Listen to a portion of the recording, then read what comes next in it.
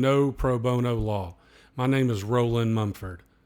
I am an attorney that practices in the area of Section 1983 civil rights matters, employment discrimination, criminal misdemeanor matters, and uncontested divorces. Today I wanted to create a video to show you how to create a summons. This would be the very first legal document that you would draft, and this would be attached to the divorce complaint, which we showed you how to create in the last video. This summons would actually be created, the first document, in any kind of lawsuit against a person or an entity. All right, let's get to it. Now, while I'm minimizing the screen, I'm going to show you how you would find the document, a summons. This is more of a Tennessee reference. So what I've done over here is you can go to type in Tennessee Administrative Office of the Courts. And when you do that, this is the results that will come up. Click on Court Forms. Then you will click on, there's an area right here, Parenting Plan Forms, if you wanted to use some of the court forms. But here, Trial and General Sessions Court Forms. You will then come down to Civil Summons for Chancery and Circuit Courts. In the counties in which where the General Sessions may hear divorce cases, you can click on this section right here. But every county has, for the most part, a Chancery or Circuit Court that hears divorce matters or civil matters. Again, this is a document you would create for a divorce complaint or any kind of civil lawsuit against a person or an entity. We'll zoom in here. Let's minimize my window there.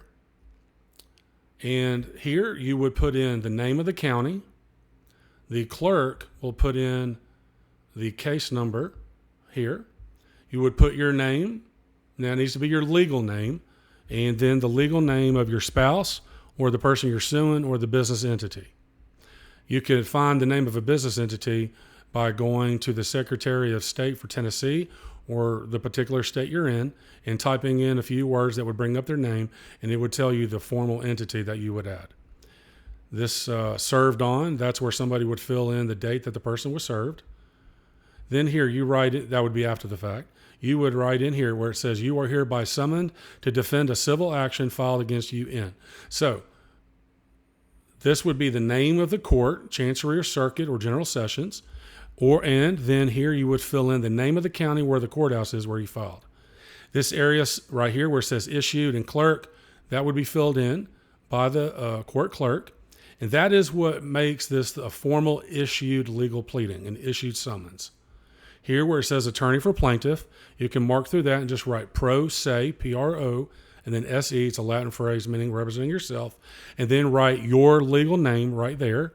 The clerk may require you to put an address right here, and you may want to go ahead and do that. This notice of personal property exemption, you can read that, but that's an explanation for another video.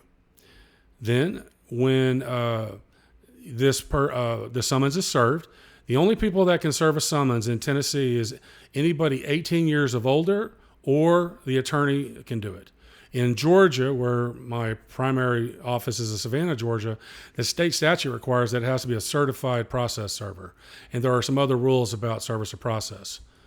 Now, you can serve this summons by a variety of ways in Tennessee. It would be green card, U.S. mail certified return receipt, where they sign for it. In Georgia, that's not allowed. You have to do a certified process server or the other means that are stated in the statute. Now, then the person who serves the summons, they would fill in the information here. It's pretty self-explanatory. The date and manner and location of the service. All right. Now, in Tennessee, you could have the local sheriff's office serve this for you.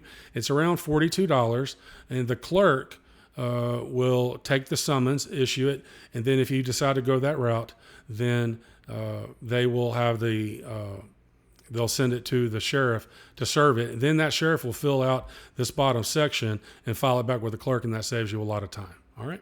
Now, you'll see some other types of templates for state of Tennessee civil summons forms, and very often you can go to your court clerk website and they will have their form, and it'll say original.